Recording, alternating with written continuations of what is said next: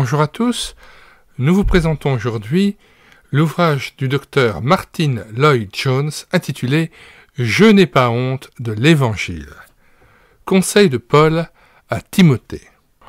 Ouvrage publié aux éditions Europresse en 1999, 240 pages. Nous lisons la 4e de couverture. « C'est à cause de cela que je souffre ces choses, mais je n'en ai point honte, car je sais en qui j'ai cru, et je suis persuadé qu'il a la puissance de garder mon dépôt jusqu'à ce jour-là. » 2 Timothée 1, verset 12. Par ces paroles familières, l'apôtre Paul rappelle à son jeune collègue quelle est la base de la foi qu'il a reçue de Dieu. Timothée était d'une nature craintive et timide. Dans la tempête, il avait plutôt tendance à regarder les vagues que le Seigneur. Beaucoup lui ressemblent aujourd'hui et sont prêts à capituler devant leur tempérament et leur disposition. Mais l'apôtre montre que la bataille ne se joue précisément pas là, mais plutôt dans le domaine d'une connaissance claire de la vérité de l'Évangile. Timothée était en difficulté parce qu'il avait mis en oubli l'impact de cette vérité. En vérité, celle-ci n'est pas seulement une question de connaissance cérébrale, mais elle agit et transforme le croyant tout entier, lui permettant de triompher en toute situation. Le docteur Lloyd-Jones reprend ces conseils de Paul à Timothée pour les appliquer à la situation et au temps présent. Avec un souci pastoral évident, il examine tous les aspects de la vérité évangélique afin de montrer comment elle influe sur la vie concrète de celui qui se confie en Christ.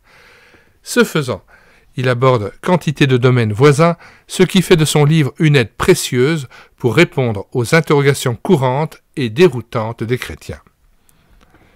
Le docteur Martyn Lloyd-Jones, 1899-1981, d'origine galloise, il atteignit une certaine notoriété médicale outre-Manche avant de se consacrer au ministère pastoral. Il fut d'abord pasteur d'une petite église au pays de Galles, puis de l'une des plus célèbres assemblées de Londres. Prédicateur et conférencier renommé, il vint en aide à un grand nombre de pasteurs, d'étudiants en théologie et de laïcs dans le domaine de la défense de l'Évangile historique. Avant de lire l'avant-propos des éditeurs, nous signalons que nous avons mis le lien de téléchargement gratuit de cet ouvrage dans les commentaires de cette vidéo, ainsi que le lien vers plusieurs autres ouvrages que nous vous recommandons, notamment de la part d'écrivains et d'évangélistes qui ont excellé dans l'art d'annoncer l'Évangile. Je veux parler de Wilhelm Busch, ayant écrit « Jésus, notre destin », ouvrage que nous avons lu en audiobook aussi, et dont nous vous communiquons le lien à la fois de l'ouvrage et de l'audiobook. De même, l'ouvrage de Willy Geiser, Les 7 paroles de Jésus sur la croix, l'ouvrage de Billy Graham, Renaître, que vous pouvez écouter aussi sur cette chaîne YouTube et écouter sa parole, Jésus, qui est-il vraiment, de Ralph Challis, Saisis la vie, un médecin vous parle, du docteur Walter L. Wilson. Vous pouvez télécharger son ouvrage sur médiathèquechrétienne.fr et écouter l'audiobook de ce livre absolument éblouissant du point de vue de la force de conviction et d'évangélisation que manifestait le docteur Walter Wilson. Je vous recommande très chaleureusement l'écoute de l'audiobook de Saisis la vie, un médecin vous parle. Et puis, comment devenir un enfant de Dieu, qui est une brochure anonyme, mais que nous vous proposons de télécharger et d'écouter en audiobook sur cette chaîne. Enfin, le petit traité « Ma vie a-t-elle un sens ?», publié par Diffusion Bible, traité que Diffusion Bible m'a permis de proposer en téléchargement gratuit et de lire en audiobook sur cette chaîne. Nous vous recommandons aussi le lien vers notre playlist Comment évangéliser et témoigner de Jésus, Évangélisation réveil spirituel, plus de 50 ouvrages à télécharger, L'évangélisation dans l'Église primitive de Michael Green, le développement de la mission chrétienne des origines au milieu du IIIe siècle, Évangile social, pitié du pauvre, solidarité, charité et compassion, et puis plusieurs autres playlists comme Église, ministère, vocation, pastorat, Église persécutée, porte ouverte, aide à l'Église en détresse, 47 vidéos de présentation d'ouvrages à télécharger, et puis notre playlist témoignages et biographies, plus de 130 ouvrages, car il n'y a pas de plus beau témoignage et de plus efficace témoignage que le fait de pouvoir raconter comment on est venu au Seigneur, raconter sa vie, écrire sa biographie et témoigner de Jésus-Christ. Voilà donc l'origine d'un témoignage percutant. Et puis la playlist témoigner, formation missionnaire, pastorat, mission chrétienne, service dans l'Église. Enfin, nous vous donnons le lien à notre playlist audiobook chrétien disponible sur notre chaîne et l'écouter sa parole. Pour profiter des 1400 ouvrages dont nous avons assuré la réédition numérique, ouvrages chrétiens épuisés et non réédités, que nous avons réédités numériquement et mis gratuitement à votre disposition sur le site internet médiathèquechrétienne.fr, eh bien, écrivez sur la page de recherche Google médiathèquechrétienne.fr, tout attaché d'un seul tenant et sans accent. Arrivez sur le site, vous cliquez sur Livre à télécharger, puis vous faites une recherche par ordre alphabétique d'auteur. Et une fois trouvé l'auteur et l'ouvrage que vous recherchez, vous cliquez sur Lire, Écouter, Télécharger, puis vous cliquez sur l'onglet Télécharger le PDF et l'ouvrage est à vous immédiatement, gratuitement, sous son format numérique. Et vous pouvez le lire, bien sûr, sur votre ordinateur, votre téléphone portable ou une tablette tactile. Lisons maintenant l'avant-propos des éditeurs. Le docteur Martyn Lloyd-Jones, dont nous publions ici un nouveau livre, fut une figure remarquable dans l'Église anglo-saxonne du XXe siècle. Né à la fin du XIXe siècle au pays de Galles, il se destina tout d'abord à la médecine, ce qui d'ailleurs se voit dans ses illustrations et dans son approche. Brillant étudiant, il devint assistant de l'un des docteurs les plus célèbres de Londres. Pourtant, à l'âge de 27 ans, il tourna le dos à une carrière très prometteuse dans ce domaine pour répondre à l'appel divin au ministère pastoral. Pour lui, le soin des âmes passait avant celui des corps. Il ne fut donc pas infidèle à cette vocation qu'il devait exercer pendant plus de 50 années. Tout d'abord pasteur d'une petite assemblée au pays de Galles, où il connut de nombreuses bénédictions, il fut appelé en 1939 à devenir assistant de G. Campbell Morgan, alors pasteur de l'une des plus célèbres assemblées indépendantes de la capitale londonienne. Succédant à Campbell Morgan, lors du départ à la retraite de ce dernier, Martyn Lloyd-Jones devait rester 30 années à ce poste avant de poursuivre un ministère plus élargi jusqu'à sa mort en mars 1981.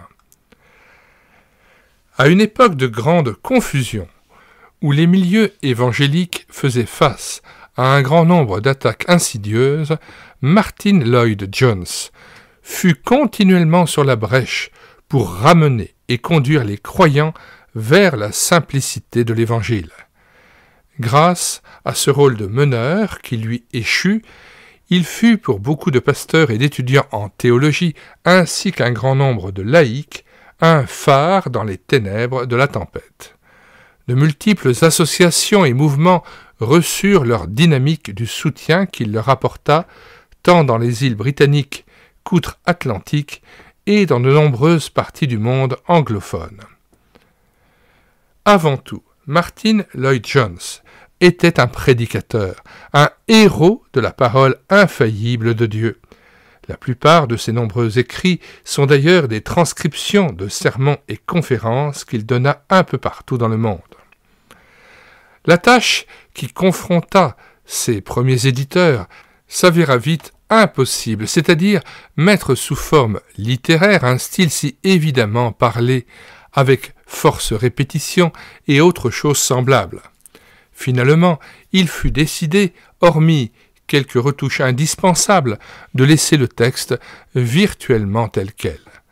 La réponse dont ces écrits furent l'objet justifia pleinement cette approche. On en vint même à parler d'un style Lloyd-Jones. Les lecteurs chrétiens parvinrent à oublier cette difficulté que d'aucuns prétendaient insurmontable pour retirer la nourriture spirituelle contenue dans un tel enseignement. Le même dilemme se posa dans le contexte de la décision de procéder à la traduction et la publication en français du présent livre.